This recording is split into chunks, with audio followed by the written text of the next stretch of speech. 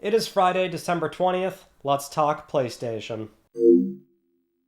Welcome back, everyone, to another technical episode of LTPS. It's been a very interesting week because we're getting towards the end of the year, therefore things do calm down quite a bit, but there are still some very big stories going on, so not a lot of stories, but some big ones. Let's begin, as always, with our PS Plus reminder. If you have not just yet, claim your PS Plus Essential December games before they go away.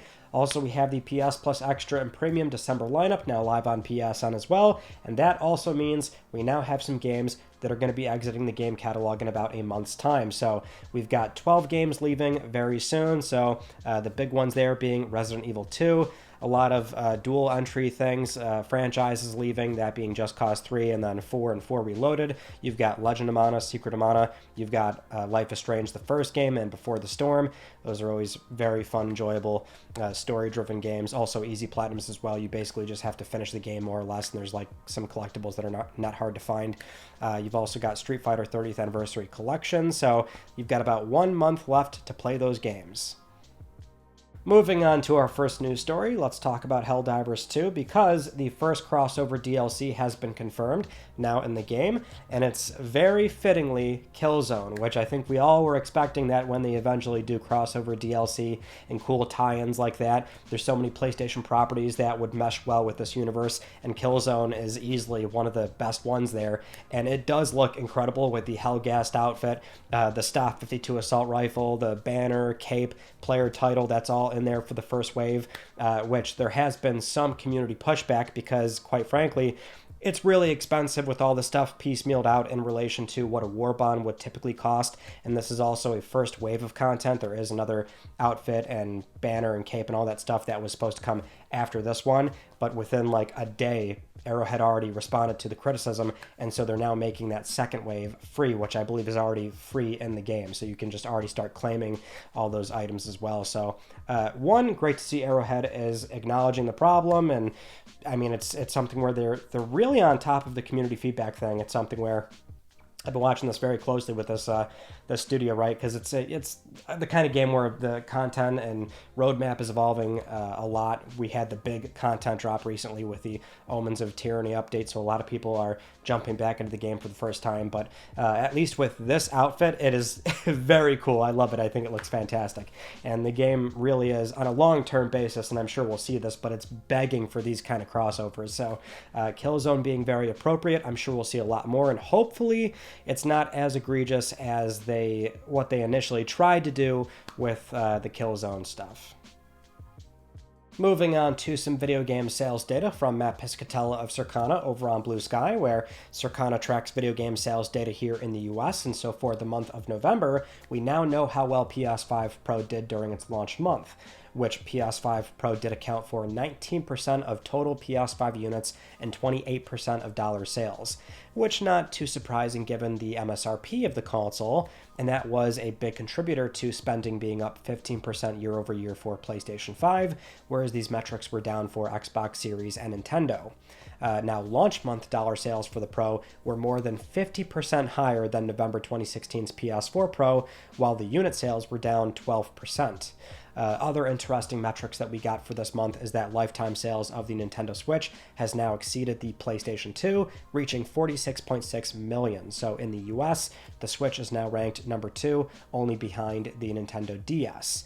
Other pretty common metrics here is that the Black DualSense was the best-selling controller for dollar sales in 2024 year-to-date, while the Portal is still the best-selling accessory overall in dollar sales, and we're very close to the point where that's probably going to be true for the rest of the year. But yeah, the Switch thing, not too surprising. I mean, we are getting to a point where, based on certain countries and certain markets, the Switch is going to start exceeding PlayStation 2. I believe it has done so in a lot of other territories already, and that's why it's getting so close to where, on a global scale, we're not entirely sure if it will reach the PS2 or not. I think it really could go either way, but that's neither here nor there. The Pro is, I guess, I want to say interesting. I guess it's not really that interesting because in the grand scheme of things, I think this was an easy W as far as dollar sales are concerned because the MSRP is considerably higher than PS4 Pro. But Matt was initially alluding to this metric being that it was in the same ballpark, and really that's more unit sales, which sure, they're down 12%, and that might seem concerning to a degree, but given, economic conditions, that might not really be all that surprising when you know that you've still got a same ballpark number of people going out to buy the Pro this time around compared to PS4 Pro, and they're also spending a lot more money, which kind of tracks with what this generation has seen a lot of nowadays, which is console business. There's a sort of finite number of console buyers out there, and so how do you make more money?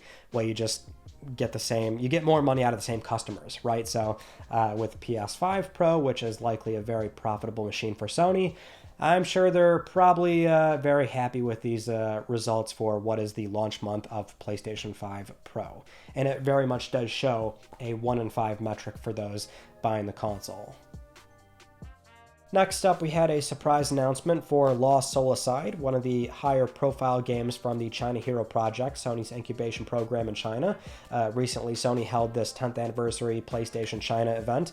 Very long live stream, but they also showed a new trailer for Lost Soulicide, which did confirm a release year for the game, which it is expected to release next year. No exact release window or anything, or a particular quarter, I should say, but we do know next year, PS5 and PC. And they will be the ones publishing the game on PC. But yeah, it does look quite good. It's shaping up to be very nice. And now the question is only a matter of, is it like the back half of 2025 or is it the first half? Because really that's where a lot of publishers, big and small, are right now, is trying to figure out like, okay, we're going to want to avoid what is easily going to be the biggest entertainment product launch in history, in all likelihood, that being Grand Theft Auto 6. And that's assuming it does launch on time. We're expecting that game is late 2025. There has been some conversation brewing on if the game is even going to launch on time. But, pretty much everybody, it really doesn't matter how big the other contenders are here, that being SIE, for example, you still don't necessarily want to be right next to that game. But it is also something where SIE has historically not really been too concerned with being against other big product launches. It's just in this case, the game is so big, it's so insurmountable that this might be the one time where they do want to be more mindful of where they plan to place their games. But that still highly depends too on like if the studio has the game done or not in time, right? So you just can't really sit on games too long. I mean, Nintendo has done that historically, but PlayStation not so much. So I don't know. We'll see how this goes. I mean, with Lost Soul aside, arguably you want to give that game a lot of breathing room. So we'll see what happens. But at least we do know this game in particular, it does seem like it's going to launch on time. All right, moving on to Naughty Dog's new IP that they showed off during the Game Awards, that being Intergalactic, the Heretic Prophet, a very different kind of new IP for the studio, leaning very heavily into sci-fi, being inspired by Akira and Cowboy Bebop, and there's so many other crazy elements in that trailer. There's really no new info here, obviously. We did talk about this on LTPS last Friday. They've not told us a lot about this game as far as story details, but still going to have a heavy focus on narrative, and they're going to lean a lot more into gameplay in this one. We can sort of also, I guess, circle back around to comments from, say, Ben Hansen with MinMax, where he discussed that with this game he's heard that there's a lot more player freedom in this game, and he compared it to other titles that he didn't want to name specifically. But yeah, there's a lot of speculation now at this point as to what that game is going to be, but really the news here is simply the amount of pushback this game has seen, because we did talk about it right as the trailer dropped, but now it's been a week, so the dust has really settled on this game, and there has been not a small portion of the audience here that is just not really looking forward to this game, or at the very least criticizing it heavily, to the point where it's pretty crazy to see this amount of rhetoric surrounding the game, over on the PlayStation channel and also at Naughty Dog's official channel. They actually turned off comments for their version of the trailer upload, but on the PlayStation one, which has, a decent view count, right? It's a new IP, so it's fairly unfamiliar. The name's a little bit long and wordy, so it might also be not as easy to, not say find, but as far as like SEO goes, it might not be that friendly there, but kind of splitting hairs at this point. Most of the comments, though, are just overtly negative. I mean, they're all really, really bad and just mean-spirited. A lot of upvotes on each one of them, too, so a lot of validation. This is not a small sum of people, obviously. And there's also the obvious aspect of dislikes are not seen, but if you have a browser plugin, which does try to do a lot of guesswork, and they extrapolate that number based on those with the plugin. It depends on which one you're using. Obviously, they're not going to be an exact accurate number, but the sort of estimates that we are seeing from those browser plugins has it anywhere from like 40-60 up to 30-70, where it's favoring dislikes heavily. So even accounting for a margin of error, that is still not a small sum of people that were just not happy with this trailer. And that could be a number of reasons. I mean, really, a big part of this is still going to be the baggage the studio now has, which is for 5 years now going on, The Last of Us Part 2. There's still so many folks, both rational and irrational. That camp does love to be very vocal about these things, but not liking Part 2, how the story shaked out with certain characters and even towards the end. And there's just so many elements that have now permeated beyond that game, as far as like, oh, people hate Neil Druckmann or certain writers on staff, and just now PlayStation in general. It's been a lot of negative sentiment for a few years with PlayStation, the business, and the studio in particular, which is disappointing, especially going into what should be a very exciting prospect, right? I mean, we can always sort of have the conversation of, well, they didn't show enough, right? And I think any rational person would be willing to humor that conversation of like, yeah, they didn't show enough. How can I be excited or happy about a game if they're not showing me the actual gameplay or something? Now, quite frankly, I'm surprised they showed as much as they did, as far as like the general mission statement, you know, getting some key story details, sort of a brief synopsis, and maybe a slight little hint of gameplay. Granted, there's not really a whole lot we did see. It's all in-engine, which is more, and I guess, ideal compared to, say, a full-blown CG trailer. Like, I still think 6 minutes of like a CG trailer for Witcher 4 is kind of nuts. It's like, okay, it's cool, but man, 6 minutes and it's all CG, that just doesn't really show us or tell us a whole lot. But I don't know, we're just splitting hairs here. But we can always have that conversation of, well, they didn't show enough, and therefore what can I really get excited for? Especially if, you know, what they did show was maybe not that exciting because you don't care for the character's attitude or something, which, hey, that's perfectly valid. I've always sort of followed the tenets of like, just on a holistic manner, we're talking about a very well-known top-tier studio. They've got financial backing from Sony. We're talking about millions and millions of dollars being poured into this game. They've got creative outlet to try something new and different, and that's what this game is, and what has been a very risk-averse environment. You know, so many big publishers nowadays are just deathly afraid of even humoring the idea of a new IP or going against the grain of what is expected to sell in a very safe manner. So like, on those principles, I'm always very excited about a project like this. And I do love Naughty Dog a lot. I love their games, and so there's always a lot of that at play as well. I'm a genuine fan, and so I do want to see more of what this game is. For what is, it's just so different compared to what the studio has done before. But beyond that, right, you know, if you're not going to humor that part of the conversation, then it does have to be something down the road of like, they have to show more. And maybe if the game really is good, if they're cooking, if they've got something that is going to sell to an audience that maybe has in recent years disliked Naughty Dog for, again, whether it's a rational or irrational reason, that's what they'll have to do, is just show more of this game. At the end of the day, if something is really good, really fun, the game's going to sell.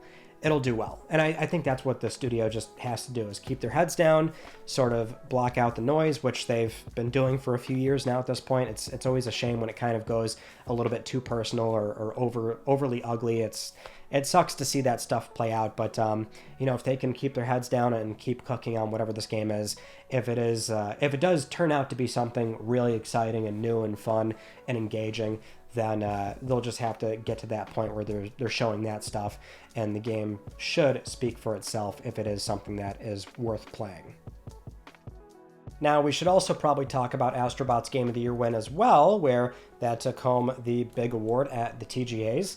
And this, too, is something where we talked about it right as it happened, but a week has gone by, the dust has settled, and there's also been some conversation surrounding Astro Bot winning, which, in fairness, I can actually see, given that the game sold, 1.5 million only on PlayStation 5, and it was stacked up against a lot of big multi-million AAA sellers. So understandably, you're going to have a lot of folks come out the woodwork saying, either what is this game or why did it win, this, that, and the fourth, which, I mean, Balatro is kind of a litmus test here in that it's very similar because the game started to get nominations left and right. People are wondering, how could this small card game get so many awards? But it's like, no, they go and download it, try it out, and sure enough, they come back saying, oh, geez, well, my bad, son, because this game is super fun, addictive, and you can always see the value and why a game got nominated if you do give it the time of day. Which, not to have an overarching meta commentary on the whole Game of the Year award thing in general, but it's almost always a matter of like you play one game, maybe two or three of them, and typically it's like, oh, the one game you played, of course you want that to win, right?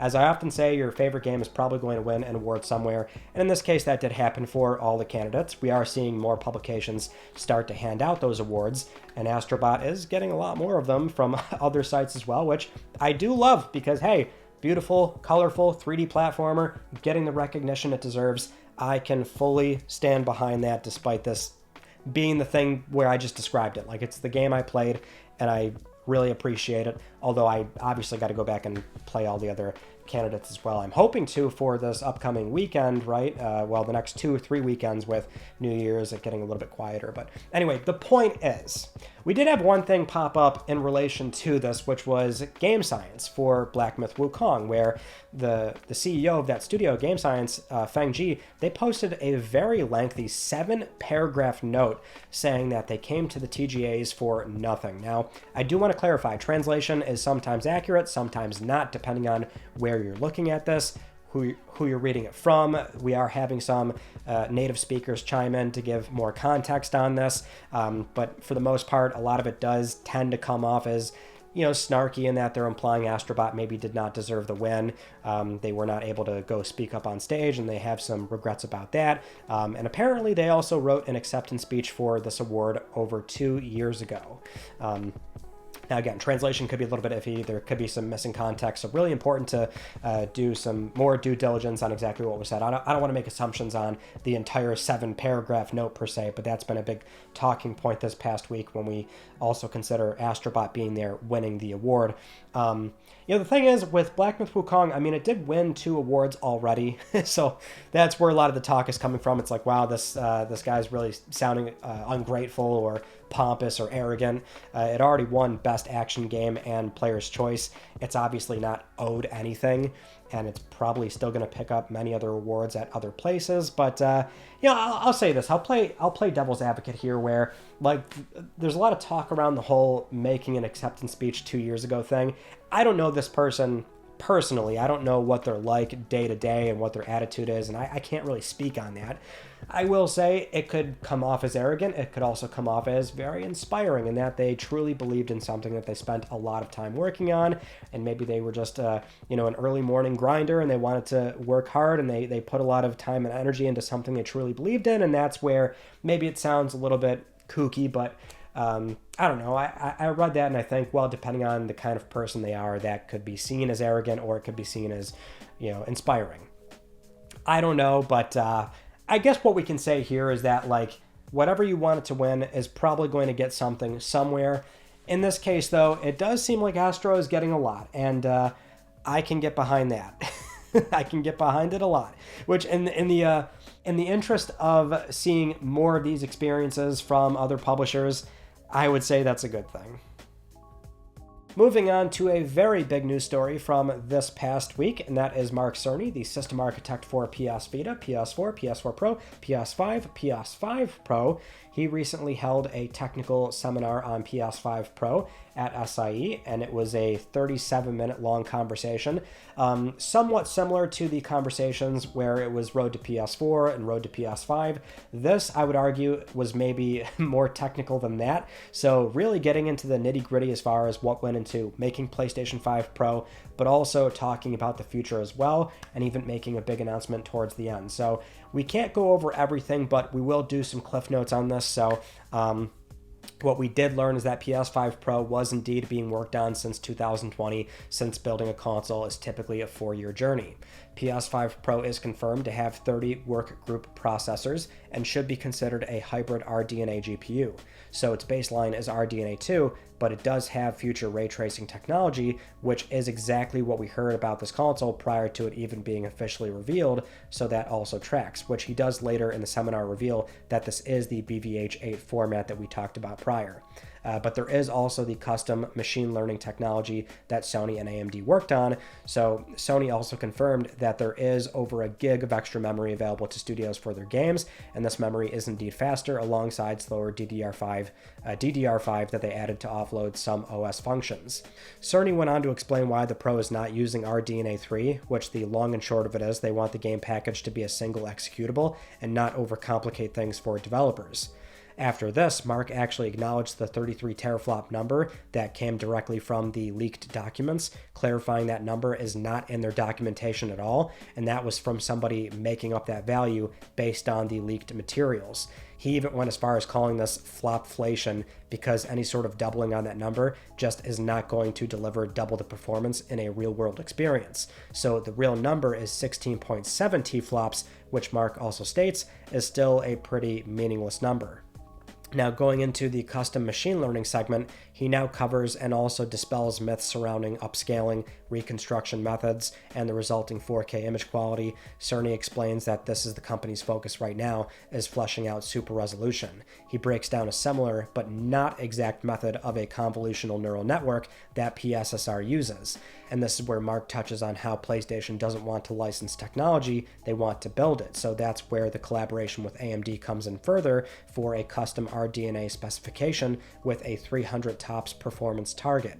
From here, he talks about the issues they were facing with extracting the full efficiency of that target, which is a peak number, mind you. And then he also talks about the nuanced difference that PSSR has compared to other solutions on PC, that being your FSR, DLSS, Intel XeSS, and PSSR is similar, but it's not an exact drop-in solution.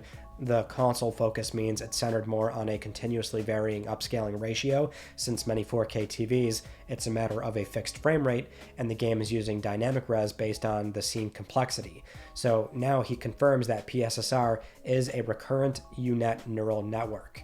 Now, the real juicy part here is where Mark talks about something that he admits they don't do often, and it's talking about the future. So, for an increase in rasterized rendering, which has been the industry norm for decades now, so basically PS4 Pro and below, he believes there's little growth here, or little growth left.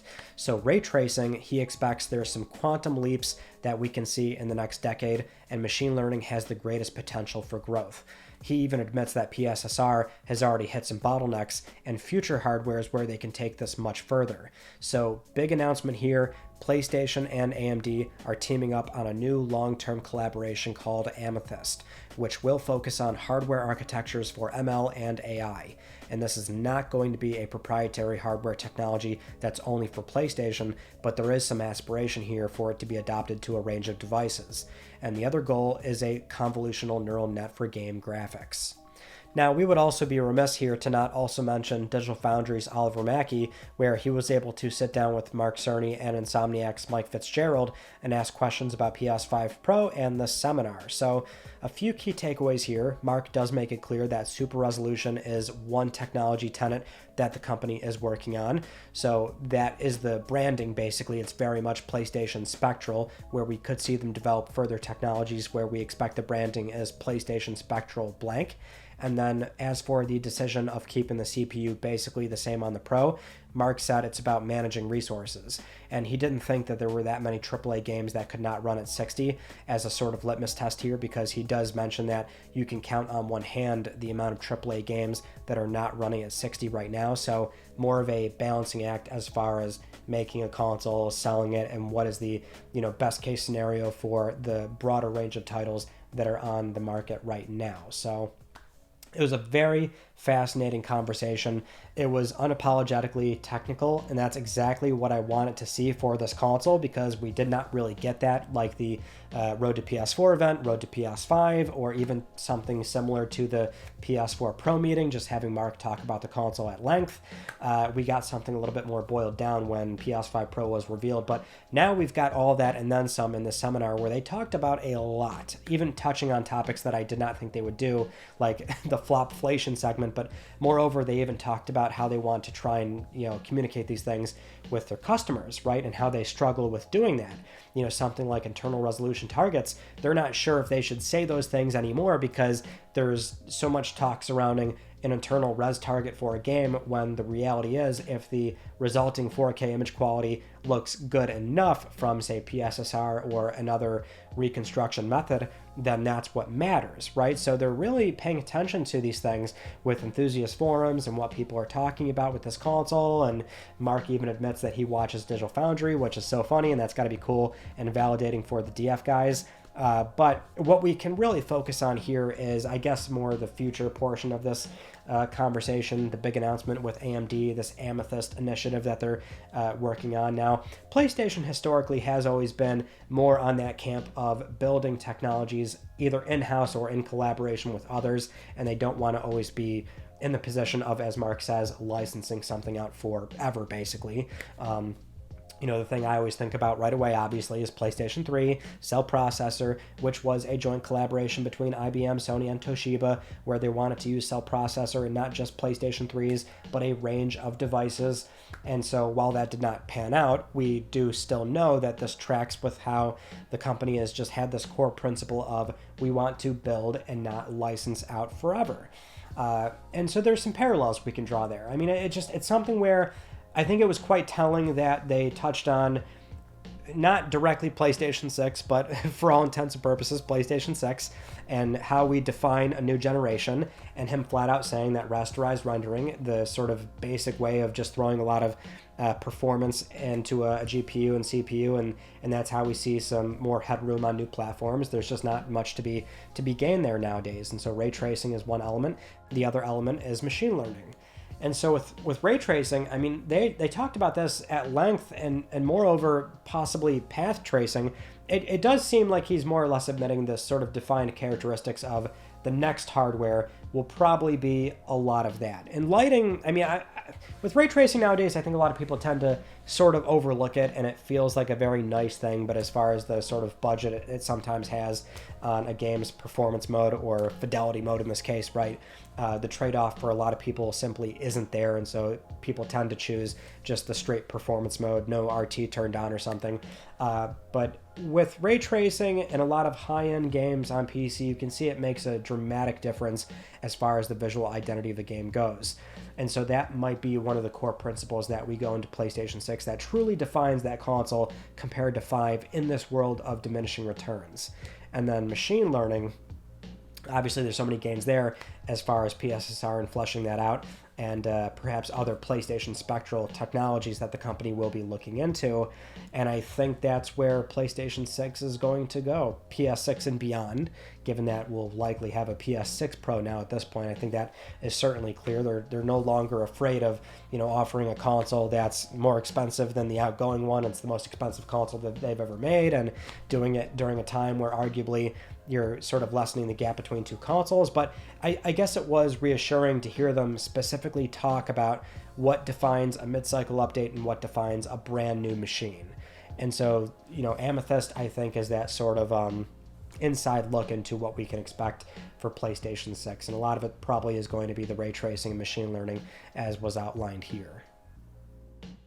Moving on to our next news story, we got a very candid answer here from Microsoft as far as why some games are shipping on PlayStation and others maybe are not shipping right away. And so this comes from Variety, where they were speaking with Microsoft's president of game content and studios, Matt Booty, where he commented on game exclusivity like Indiana Jones coming next year for PS5. And he said, and I quote here, we are very much making the exclusivity and windowing decisions on a game-by-game basis, and each of our studios is in a little bit of a different position.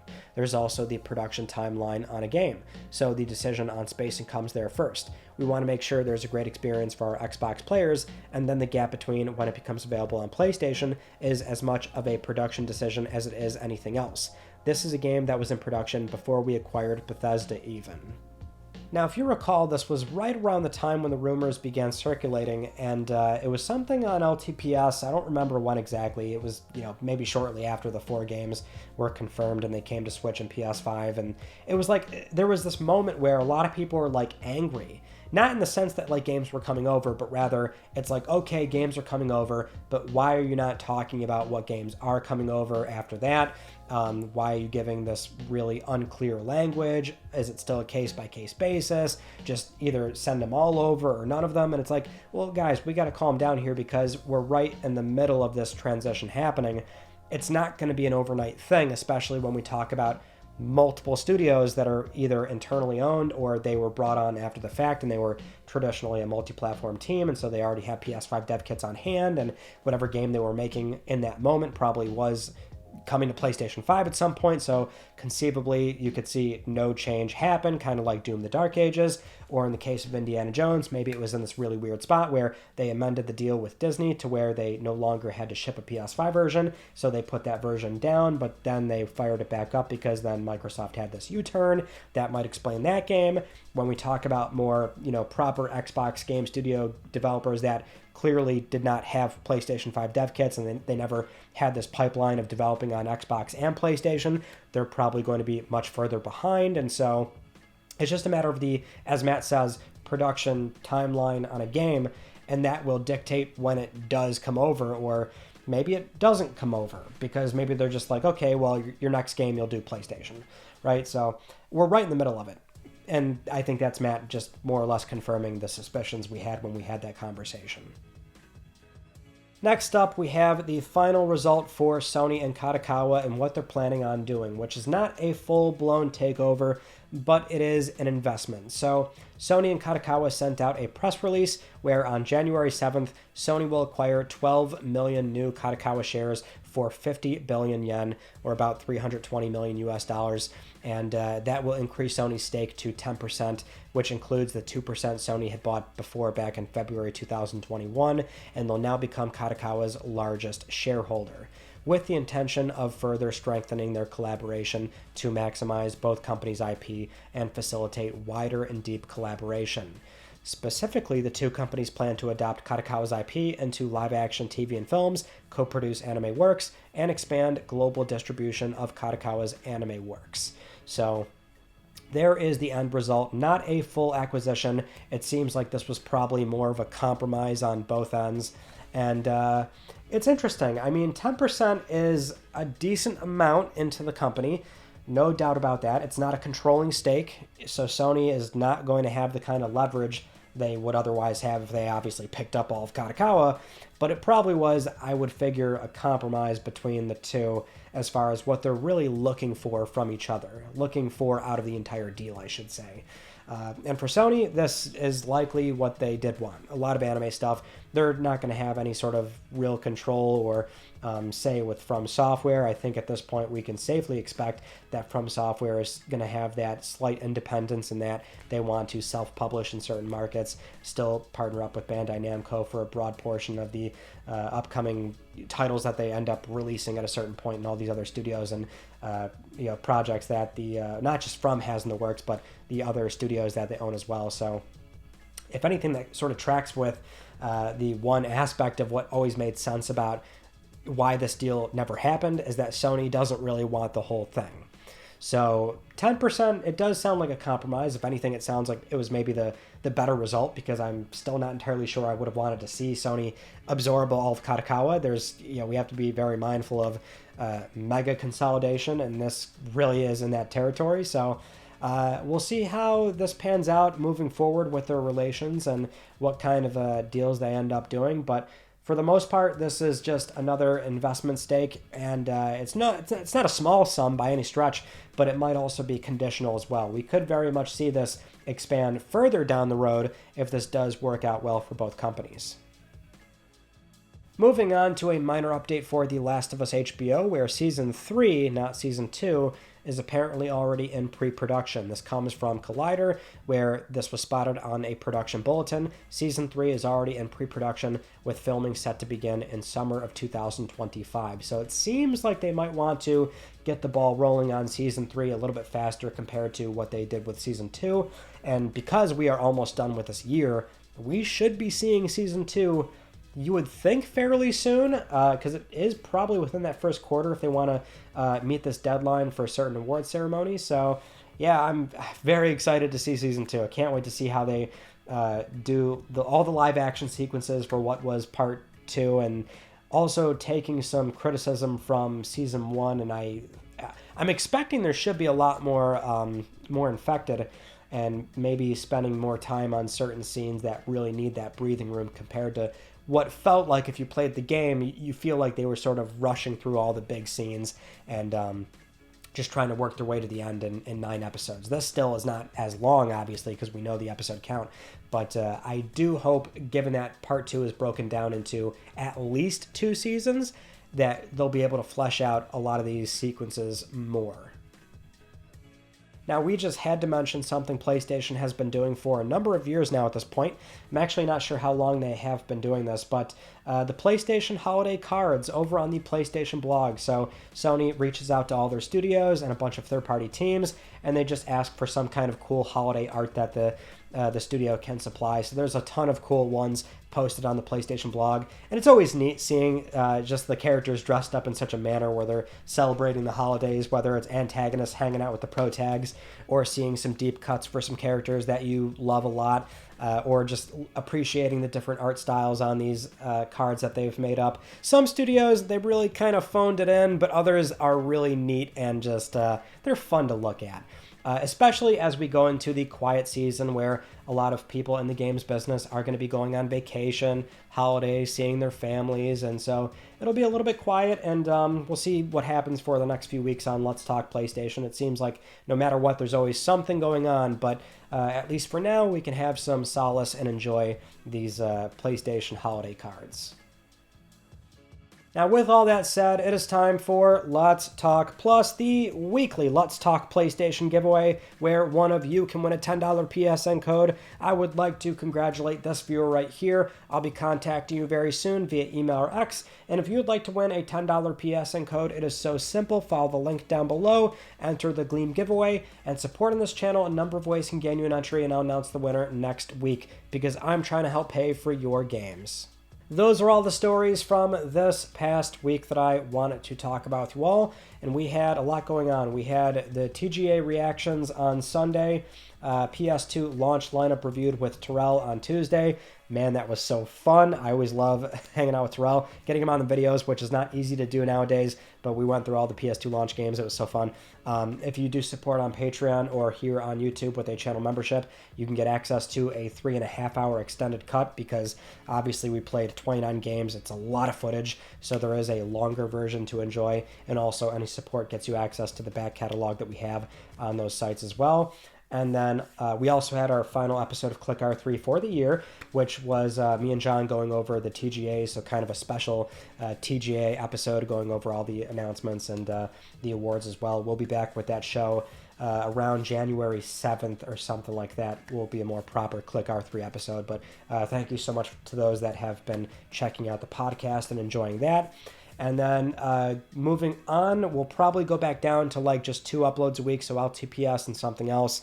If I ever have anything extra to upload, then we'll try and do that as well. But otherwise, we'll be slowing down a little bit as we go into the new year. So I'm going to try and play some games, as I think a lot of us are trying to do coming up. But that is pretty much it. So that concludes this week's episode of Let's Talk PlayStation. I'm Ryan Benecki. Thank you all so much for talking with me, and I will see you all next Friday.